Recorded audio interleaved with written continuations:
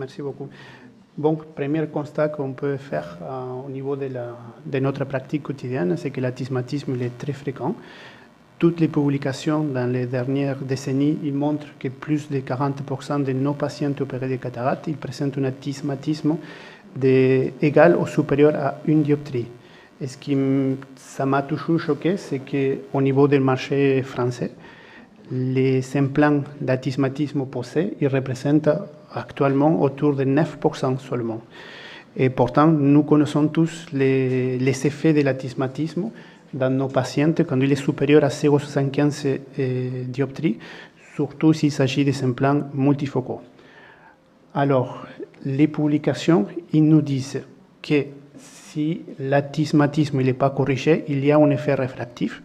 C'est pour ça que je cherchais à savoir jusqu'à combien on pouvait laisser en post-opératoire.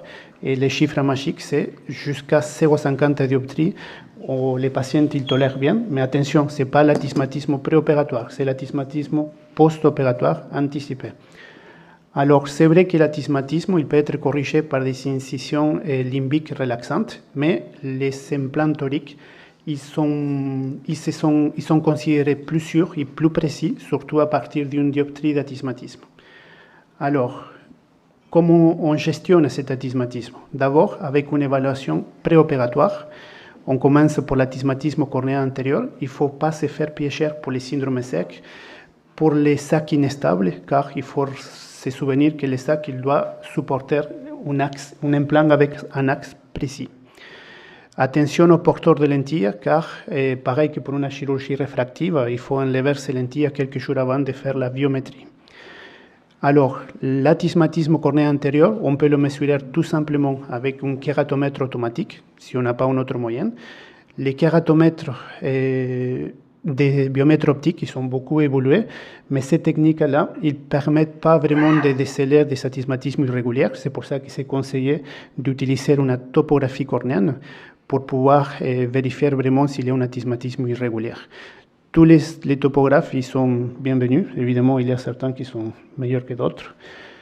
Alors, quelle machine à choisir pour son astigmatisme, pour ce kératométrie antérieure? En fait, c'est chirurgien dépendant. C'est mieux si on multiplie les mesures. Il faut savoir que si on a un accord entre plusieurs appareils, c'est ça qu'on considère pour valider ces résultats. Alors, si dans deux machines, vous avez les mêmes résultats, alors on fonce. C'est très bien de faire une analyse rétrospective de ces résultats pour pouvoir affiner au fur et à mesure la réfraction finale des patients. Et comme je vous disais, en cas de doute, il faut multiplier les mesures. Par exemple, si on a une kératométrie moyenne différentielle entre les deux yeux supérieurs à 0,9, un astigmatisme de plus de 2,5 dioptries, une kératométrie inférieure à 41 ou supérieure à 47, c'est bienvenu de refaire les tests préopératoires.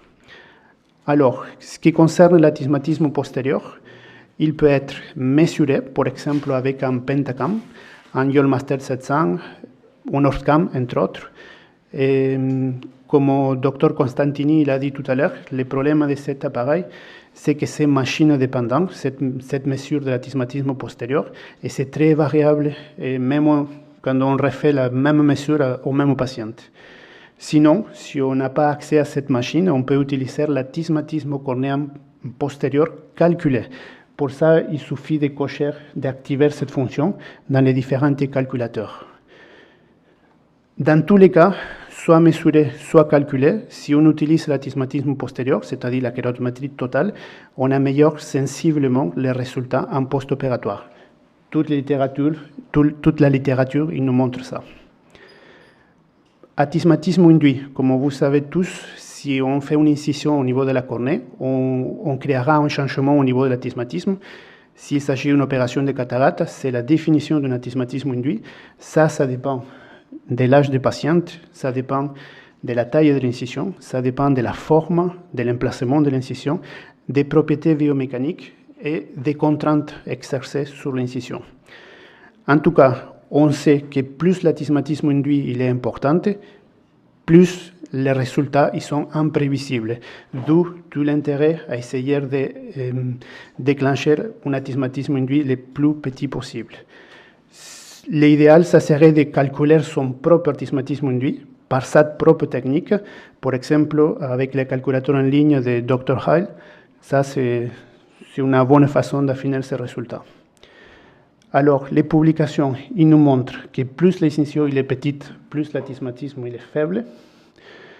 Si l'incision est temporale, l'astigmatisme induit il est plus réduit que si c'est une incision supérieure. Si on n'a pas ces données rétrospectives, si l'incision est de 2,2 mm, si on est intemporal, en pratique, on peut utiliser un astigmatisme induit estimé de 0,1 dioptrie.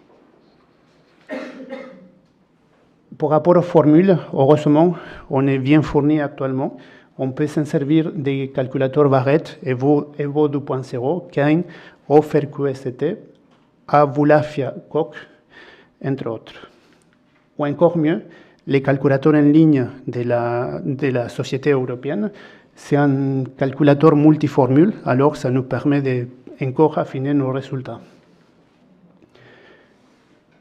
Tous les formules, ils se valent. Il n'y a pas de différence statistiquement significative, mais ça ressort légèrement mieux les formules Kane, EVO 2.0 et Barrett.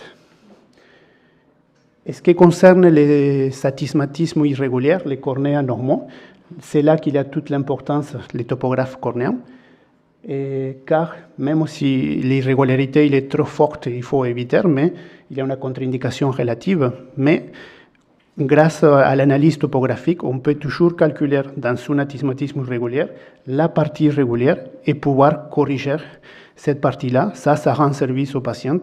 C'est pour ça qu'il ne faut pas écarter tous les astigmatismes irréguliers.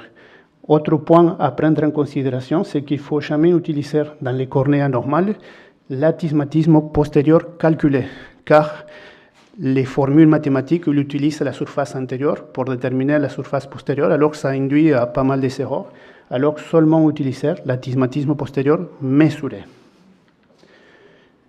Au niveau des implants, heureusement, nos amis des laboratoires, ils nous fournissent bien actuellement au niveau des implants. On a tous les laboratoires, là c'est une liste non exhaustive des implants toriques monofocaux. Alcon, Cristallin, Physiol, Oya, Bouchillon, Sai, Sanita, Rainer, Johnson & Johnson, Medicontour. On a tous des choix des implants de différentes formes, jaunes ou transparentes. On a des puissances sphériques qui vont de moins 10 à plus 35 et des puissances cylindriques de plus 0,75 jusqu'à plus 12. L'opération elle-même, il faut déjà que l'opération soit parfaite. L'incision la plus petite possible, si possible temporale. Il faut que la rexis soit centrée, plus petite que l'optique de l'implant. Il faut enlever les viscoélastiques rétro-iol, rétro-implant. Et s'il s'agit d'un implant hydrophobe, il faut attendre, des fois c'est fastidieux, mais il faut attendre le déploiement des haptiques. Tout ça, ça assure la stabilité de l'implant. Ce qui concerne l'alignement de l'implant, on peut utiliser simplement un crayon, marquage manuel. On peut utiliser un système semi-digital ou full digital. Pour les crayons, on peut le faire, marquer l'axe 0 à 180 degrés avec une lampe à fente, des marqueurs manuels comme un marqueur à bulle ou un marqueur pendulaire. Et patienter assis et surtout bien droit. Par rapport au full digital, on a les Calixto et les Variant. Chacun de ces machines il a ses avantages et ses inconvénients. Ce qui concerne la gestion post-opératoire, il faut savoir dans la littérature que les principaux facteurs d'insatisfaction, c'est le désalignement des implants. Ça, c'est le principal facteur d'échec au niveau d'une pose d'un implant torique. Ça arrive en général les 10 jours suivant à l'opération. Dans la littérature, on retrouve un taux de réalignement entre 0,6 et jusqu'à 3,3% des implants toriques posés. Et la raison de cette rotation, comme on disait tout à l'heure, c'est la taille et centrage de la rexis. Et les grands sacs capsulaires chez les myopes, par exemple, les viscoélastiques, la conception des implants et la déstabilisation de la chambre antérieure due à une hypotonie. Ça, c'est le principal facteur de risque pour que l'implant bouge. Si on a un mauvais résultat réfractif torique après l'opération, on peut toujours repositionner l'implant, le tourner pour le mettre dans un axe précis. Dans ce cas-là, on peut utiliser un calculateur en ligne développé pour ça, calculateur d'alignement post-opératoire, atismatisme fixe, et qui nous donne la position idéale de notre implant, qui souvent ça ne correspondait pas à ce qu'on avait prévu. Mais bon, c'est une possibilité, c'est un outil très, très important. Et si cet outil-là, ça ne fonctionnait pas, il faut écouter les topos de Cathy.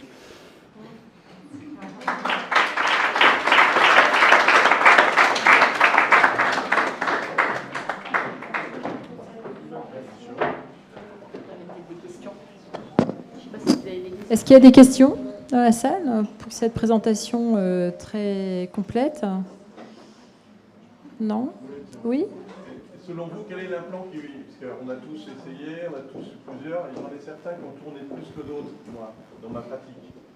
Quels sont ceux que vous utilisez le plus, sans faire de mauvaise publicité pour les autres, hein, c'est entre mes mains. Qui vous dénoncez? J'utilise surtout les toriques, les plus que je possède, c'est Alcon. Mais bon, je suis biaisé parce que je commençais avec eux. Ah oui, non mais...